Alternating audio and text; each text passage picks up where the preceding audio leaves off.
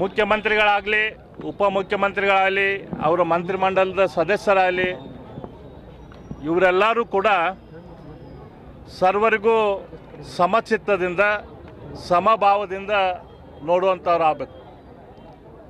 ಯಾರಿಗೆ ಒಬ್ಬರನ್ನ ಓಲೈಕೆ ಮಾಡೋದಾಗಲಿ ಯಾವುದೋ ಒಂದು ಧರ್ಮದ ಓಲೈಕೆ ಮಾಡುವಂಥದ್ದಾಗಲಿ ಅದು ಸಲ್ಲದು.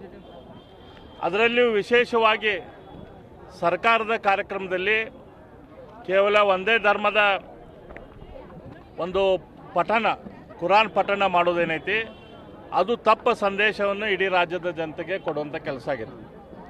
ಅದರಲ್ಲೂ ಅದು ವಿಶೇಷವಾಗಿ ನಡೆದಿದ್ದು ಸಿದ್ಧಾರೂಢ ಸ್ವಾಮೀಜಿಯವರ ಸನ್ನಿಧಿಯಲ್ಲಿ. ಯಾವ ಸಿದ್ಧಾರೂಢರು ಸನಾತನ ಧರ್ಮದ ಅದ್ವೈತ ಸಿದ್ಧಾಂತವನ್ನು ಬೋಧಿಸಿದರು, ಸರ್ವರಿಗೂ ಸಮನಾಗಿ ನೋಡುವಂಥ ಒಂದು ವಿಶಿಷ್ಟ ಪದ್ಧತಿ ಸಿದ್ಧಾರೂಢ ಮಠದಲ್ಲಿ ಏನೈತಿ, ಯಾವ ಡಾಕ್ಟರ್ ರಾಜ್ಕುಮಾರ್ ಆದಿಯಾಗಿ ಎಲ್ಲರೂ ನಡ್ಕೊಂಡ್ರು ಅದರ ಮೂಲಕ ದೇವರ ಸಾನ್ನಿಧ್ಯಕ್ಕೆ ಹೋಗಲಿಕ್ಕೆ ಪ್ರಯತ್ನವನ್ನು ಮಾಡಿದರು. ಆ ಸಿದ್ಧಾರೂಢರ ಸಾನ್ನಿಧ್ಯದಲ್ಲಿ ನಡೆದಂಥ ಕಾರ್ಯಕ್ರಮದಲ್ಲಿ ಕುರಾನ ಪಠಣ ಮಾಡಿಸುವಂಥ ಕೆಲಸ ಶ್ರೀ ಸಂತೋಷ್ ಲಾಡ್ ಅವರ ನೇತೃತ್ವದ ಸರ್ಕಾರಿ ಕಾರ್ಯಕ್ರಮದಲ್ಲಿ ಆಯಿತು.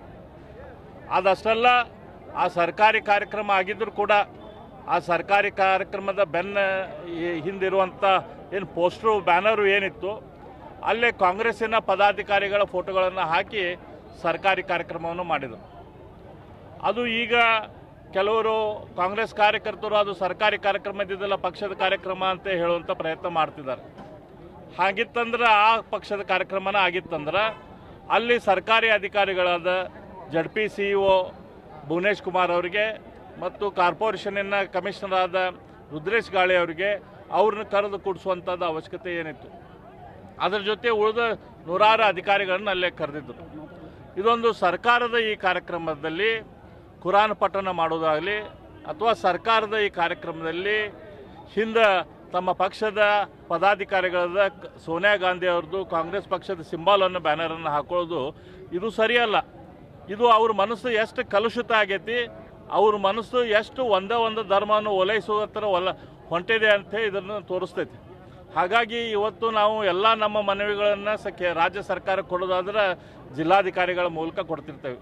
ಹಾಗಾಗಿ ಇವತ್ತು ಜಿಲ್ಲಾಧಿಕಾರಿಗಳ ಆವರಣದಲ್ಲಿ ನಾವು ರುದ್ರ ಪಠಣ ಮಾಡುವುದರ ಮೂಲಕ, ವಚನಗೋಷ್ಠಿ ಮಾಡುವುದರ ಮೂಲಕ ಹಾಗೂ ಹೋಮ ಹವನ ಮಾಡುವುದರ ಮೂಲಕ ಒಳ್ಳೆಯ ವಿಚಾರಗಳು ನಮ್ಮ ರಾಜ್ಯ ನಡೆಸುವಂಥ ಮುಖ್ಯಮಂತ್ರಿಗಳಿಗೆ, ಉಪಮುಖ್ಯಮಂತ್ರಿಗಳಿಗೆ, ನಮ್ಮ ಜಿಲ್ಲಾ ಮಂತ್ರಿಗಳಿಗೆ ಮತ್ತು ರಾಜ್ಯ ಸರ್ಕಾರದ ಉಳಿದ ಮಂತ್ರಿಮಂಡಲದವರಿಗೆ, ಒಟ್ಟಾರೆ ಕಾಂಗ್ರೆಸ್ ಸರ್ಕಾರದವರಿಗೆ ಒಳ್ಳೆಯ ವಿಚಾರಗಳು ಬರಲಿ, ಒಳ್ಳೆ ಬುದ್ಧಿ ದೇವರವ್ರಿಗೆ ಒಳ್ಳೆ ಬುದ್ಧಿ ಕೊಡಲಿ, ಅವರು ಎಲ್ಲರನ್ನೂ ಸಮರೀತಿ ಸಮಚಿತ್ತದಿಂದ ಕಾಣುವಂತಾಗಲಿ ಅಂಥೇಳಿ ಇವತ್ತು ದೇವರಲ್ಲಿ ಪ್ರಾರ್ಥನೆ ಮಾಡ್ಕೊಳ್ಳೋ ಸಂಬಂಧ ಈ ಕಾರ್ಯಕ್ರಮವನ್ನು ನಾವು ಭಾರತೀಯ ಜನತಾ ಪಕ್ಷದ ಎಲ್ಲರೂ ಕೂಡಿ ನಾವು ಮಾಡಿದ್ದೇವೆ.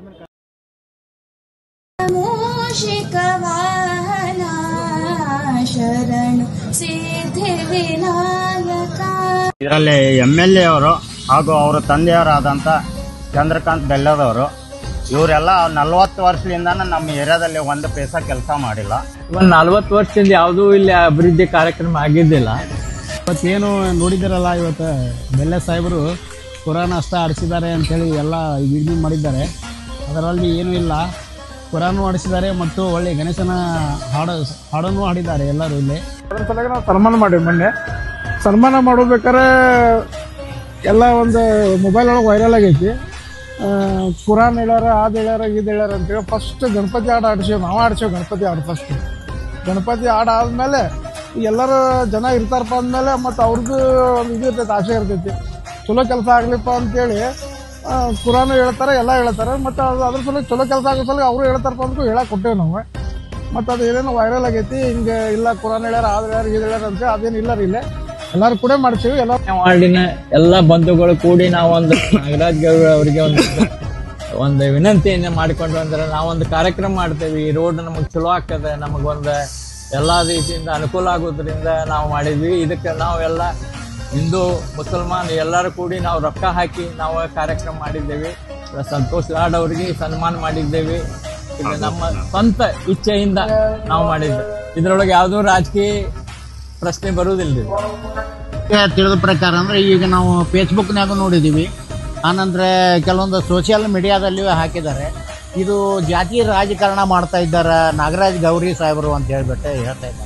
ಇದು ಜಾತಿ ರಾಜಕಾರಣ ಏನೂ ಇಲ್ಲ. ಎಲ್ಲ ಧರ್ಮದವರು ಒಟ್ಟಿಗೆ ಕೂಡಿ ಇದೊಂದು ಫಂಕ್ಷನ್ ಮಾಡಿದ್ರೆ ನಮ್ಮ ವೈಯಕ್ತಿಕವಾಗಿ ಇದರ ಯಾರ್ದು ಅನುದಾನ ತೊಗೊಂಡ್ಕ್ಯಾರ ನಾವೇನು ಫಂಕ್ಷನ್ ಮಾಡಿಲ್ಲ. ಅದ್ರ ಬಗ್ಗೆ ನಾವೇನು ವಿಚಾರ ಮಾಡಿಲ್ಲ. ನೀವು ಏನಾದರೂ ಅಂಥದ್ದು ಏನಾರ ಇದ್ರು ತಿಳ್ಕೊಂಡಿದ್ರು ಅದು ಫೇಕ್ ಅಂತ ಕನ್ಸಿಡರ್ ಮಾಡಿ